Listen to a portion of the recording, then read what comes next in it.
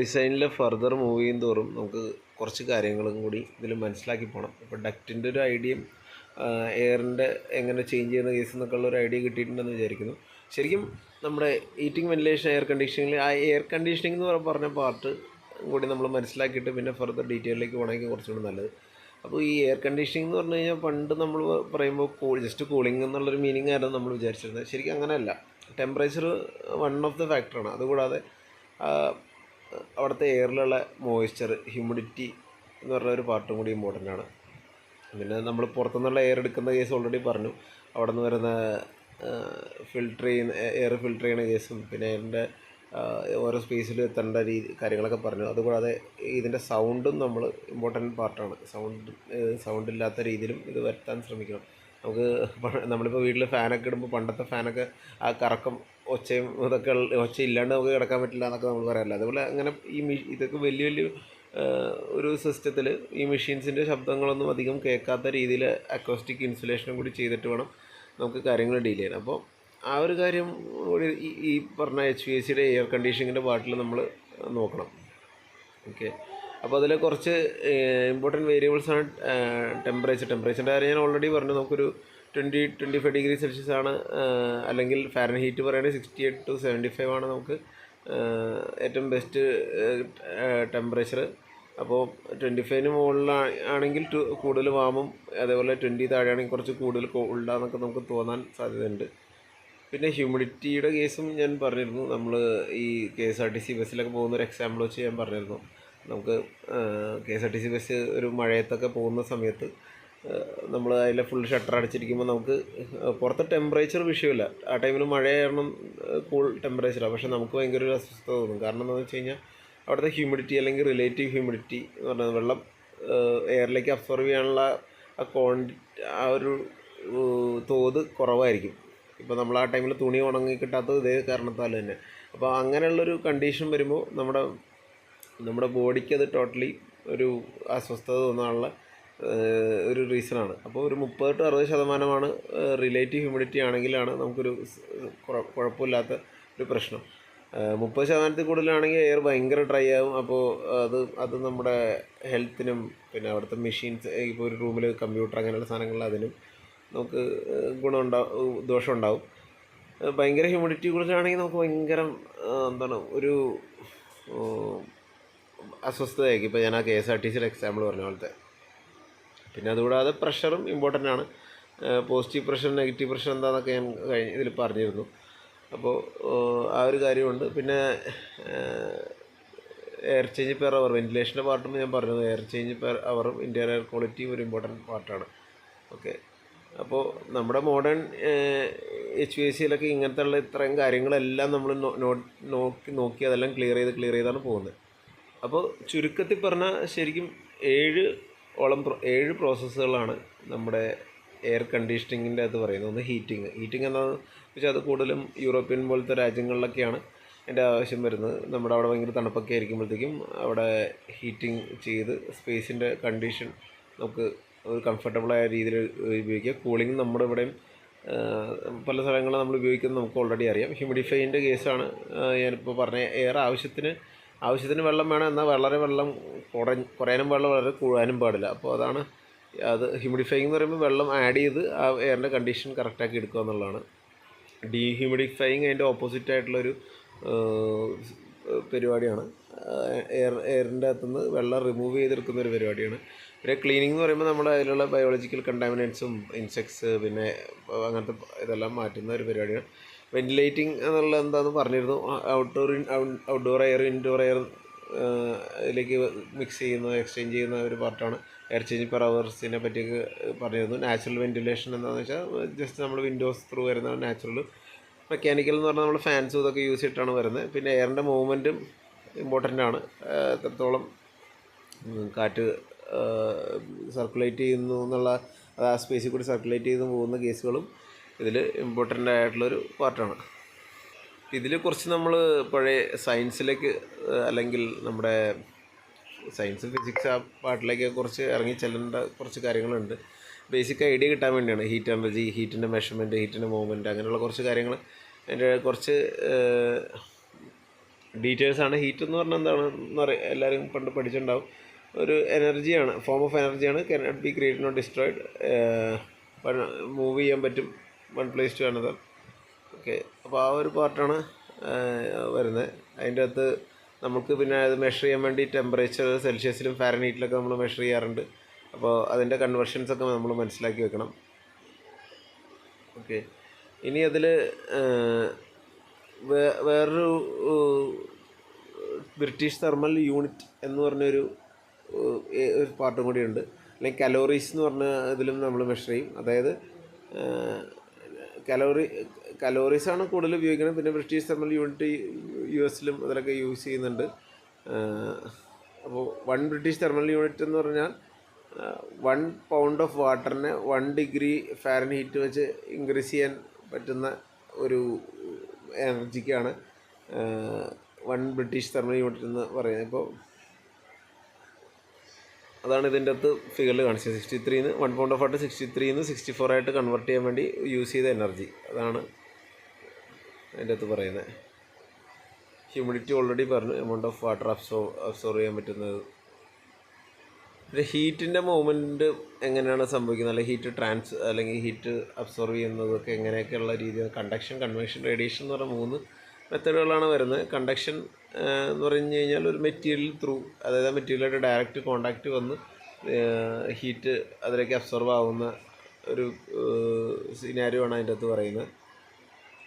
Convention എന്ന് പറഞ്ഞു കഴിഞ്ഞാൽ ഏതെങ്കിലും മീഡിയം എയറോ വാട്ടറോ യൂസ് ചെയ്ത്, ഇപ്പോൾ കാറിൻ്റെ അകത്ത് ഒരു ഹീറ്റ് ഇപ്പോൾ യൂറോപ്യൻ രാജ്യങ്ങളിലൊക്കെ ഹീറ്റപ്പ് ചെയ്യാനാണെങ്കിൽ അതിൻ്റെ അകത്ത് നമ്മുടെ കാറുകളിലുണ്ട് ഹീറ്റപ്പ് ചെയ്യാനുള്ളൊരു ഇതുണ്ട്. ഇപ്പോൾ മഴയൊക്കെ പെയ്യുമ്പോഴത്തേക്ക് നമുക്ക് ഹീറ്റപ്പ് ആക്കാനുള്ള സംഭവമുണ്ട്. അതിൻ്റെ അകത്ത് നടക്കുന്ന കൺവെൻഷൻ ആ എയർ വാട്ടറാണ് ആ ഹീറ്റ് ക്യാരി ചെയ്ത് കൊണ്ടുവരുന്നത്. റേഡിയേഷൻ്റെ അകത്ത് ഇപ്പോൾ റേഡിയേഷൻ എന്ന് പറയുമ്പോഴത്തേക്ക് ഇപ്പോൾ സണ്ണിൻ്റെ നമ്മുടെ സൂര്യൻ്റെ അകത്തു നിന്നുള്ള രശ്മികളിൽ നിന്ന് എർത്തൊക്കെ ഹീറ്റാവുന്ന ഒരു സാധനമാണ്. അതിൻ്റെ അകത്ത് മീഡിയം ഒന്നുമില്ല, അത് നേരെ വന്ന് നമ്മുടെ ഇതിലേക്ക് ഹീറ്റ് ആഡ് ചെയ്യുകയാണ് ചെയ്യുന്നത്. ഓക്കെ, പിന്നെ 2 ടേംസ് പഠിച്ചു വയ്ക്കേണ്ട. സെൻസിബിൾ ഹീറ്റ് എന്ന് വെച്ച് കഴിഞ്ഞാൽ ടെമ്പറേച്ചർ മാറ്റുന്ന ഒരു ഹീറ്റിന്, ഒരു സാധനത്തിൻ്റെ ടെമ്പറേച്ചർ മാറുകയാണ്. ഇപ്പോൾ ഐസിനെ ഹീറ്റ് ചെയ്ത് അതിനെ വെള്ളമാക്കുകയാണ്. പക്ഷേ അതിൻ്റെ ടെമ്പറേച്ചർ മാറുന്നില്ല. ടെമ്പറേച്ചർ മാറുന്നു. ഇപ്പോൾ അല്ലെങ്കിൽ വെള്ളത്തിനെ ഹീറ്റ് ചെയ്യുന്നു, ആ ഒരു പ്രഹേളികയാണ് സെൻസിബിൾ ഹീറ്റ്. ഇപ്പോൾ ലാറ്റൻ ഹീറ്റ് എന്ന് പറഞ്ഞു കഴിഞ്ഞാൽ ചേഞ്ച് ഓഫ് സ്റ്റേറ്റ് വയ്ക്കും, പക്ഷേ ടെമ്പറേച്ചർ ആവുന്നത്. അതായത് ഞാനിപ്പോൾ ഐസിനെ ഒന്ന് ഹീറ്റ് ചെയ്ത് അത് വെള്ളമായി, പക്ഷേ അതിൻ്റെ വെള്ളത്തിൻ്റെ ടെമ്പറേച്ചർ 0 ഡിഗ്രി തന്നെയാണെന്ന് കരുതുക. ഐസ് 0 ഡിഗ്രിയിലായിരുന്നു അതിനെ ഹീറ്റ് ചെയ്ത് വെള്ളമാക്കിയപ്പോഴും അതിൻ്റെ സ്റ്റേറ്റ് മാറി, അത് ലിക്വിഡായി മാറി ഒരു സോളിഡ് സ്റ്റേറ്റിൽ നിന്ന്. പക്ഷേ അതിൻ്റെ ടെമ്പറേച്ചർ സെയിം ആയിട്ട് തന്നെ നിൽക്കുന്നു. ആ ഒരു പ്രഹേളികയാണ് ഇതിൻ്റെ അകത്ത് വരുന്നത്. ഓക്കെ,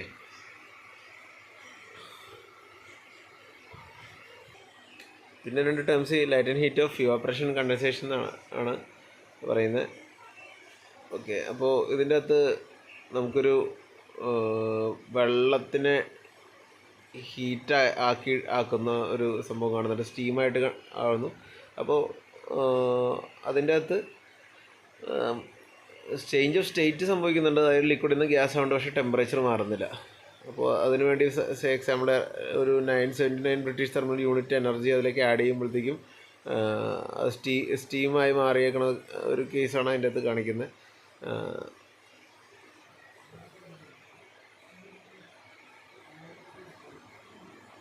അപ്പോൾ ഇതിനാണ് ലാറ്റൻ ഹീറ്റ് ഓഫ് ഇവാപറേഷൻ എന്ന് പറയുന്നത്.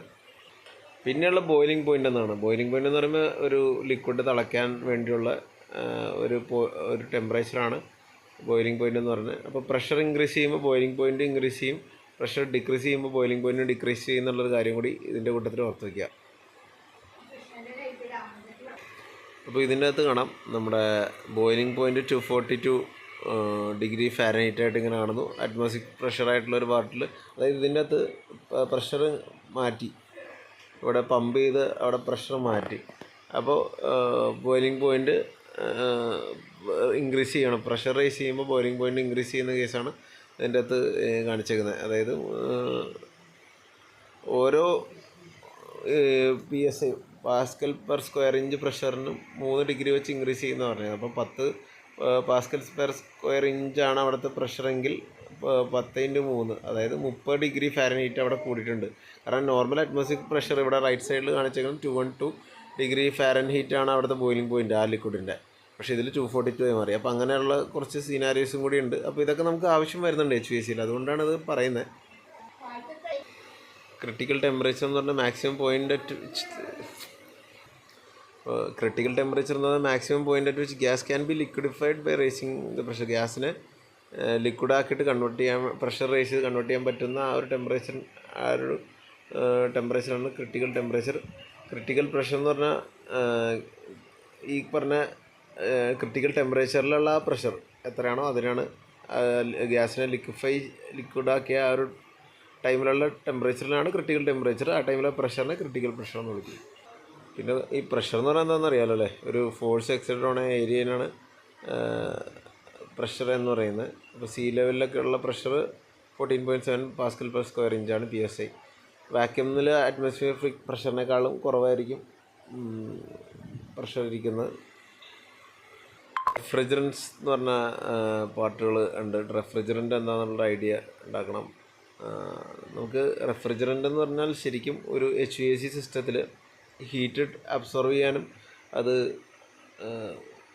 അതിനെ പുറത്തേക്ക് പുറന്തള്ളാനും ഉപയോഗിക്കുന്നൊരു മാധ്യമമാണ് റെഫ്രിജറൻ്റ്. അതൊരു ഫ്ലൂയിഡായിരിക്കും, ലിക്വിഡ് കം ഗ്യാസ്, രണ്ട് ഇതിലും വരുന്നു. അപ്പോൾ നമുക്ക് കോമൺലി യൂസ് ചെയ്യുന്ന റെഫ്രിജറൻസ് ഇതൊക്കെയാണ്. R112 CFC എന്നൊക്കെ പറഞ്ഞാൽ അങ്ങനെ പല ടൈപ്പ് റെഫ്രിജറൻസ് നമുക്ക് അവൈലബിൾ ആണ്. ഓക്കെ, അപ്പോൾ ഈ റെഫ്രിജറൻസാണ് നമ്മൾ ഹീറ്റ് ട്രാൻസ്ഫറിന് യൂസ് ചെയ്യുന്നത്. ഈ ടേംസൊക്കെ മനസ്സിലാക്കണതിൻ്റെ കൂട്ടത്തിൽ റെഫ്രിജറേഷൻ സൈക്കിൾ കൂടി മനസ്സിലാക്കണം. എങ്ങനെയാണ് ഇതിൽ കൂളിംഗ് പ്രോസസ്സ് നടക്കണമെന്നുള്ളത്. അപ്പോൾ നമുക്കത് 4 പാർട്ടുണ്ട്. അതിൻ്റെ അത് കംപ്രസറുണ്ട്, കണ്ടൻസിങ് കോയിലുണ്ട്, മീറ്ററിംഗ് ഡിവൈസ്, ഇവാപ്പറേറ്റർ, അങ്ങനെ 4 സാധനങ്ങളായിട്ട് ഇവിടെ ഡിവൈഡ് ചെയ്യാം. അതായത് നമ്മുടെ ഇവാപ്പറേറ്റർ എന്ന് പറഞ്ഞ് എഴുതിയിരിക്കുന്ന പാർട്ടാണ് നമ്മുടെ റൂമിൻ്റെ അകത്തേക്ക് വരുന്ന സാധനം. അപ്പോൾ റൂമിൻ്റെ അകത്തുള്ള ടെമ്പറേച്ചർ അത് ബ്ലൂ നിറത്തിലാണ് കാണിച്ചേക്കുന്നത്. അപ്പം നമ്മുടെ അവിടുത്തെ അത് കൂളായിട്ടിരിക്കുന്ന ഒരു ലിക്വിഡായിരിക്കും അതിൻ്റെ അകത്തുള്ളൂ. ഇപ്പോൾ നമ്മൾ പറഞ്ഞ റെഫ്രിജറൻ്റ് ആയിരിക്കും അതിൻ്റെ അകത്ത് ഉണ്ടാകുന്നത്.